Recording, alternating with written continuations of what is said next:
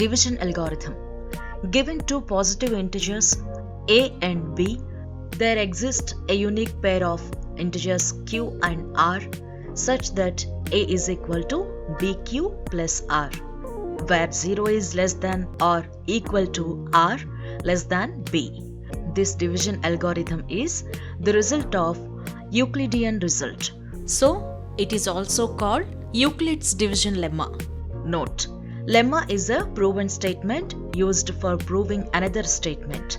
Let us understand this concept with the help of following example. Suppose there are 119 apples in the basket. How the apples can be divided so that no apple is left in the basket?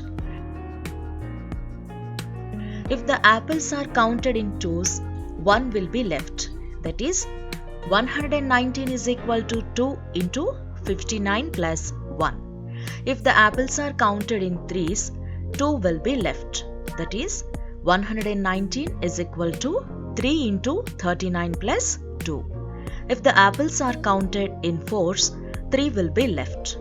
That is, 119 is equal to 4 into 29 plus 3. If the apples are counted in fives, 4 will be left. That is, 119 is equal to 5 into 23 plus 4. If the apples are counted in 6, 5 will be left. That is, 119 is equal to 6 into 19 plus 5.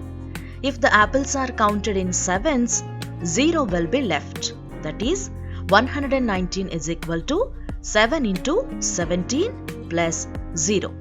When the apples are counted in sevens, there is no apple left. Hence, from the above activity, we can conclude that 119 apples can be divided in 7 groups, each of 17 apples.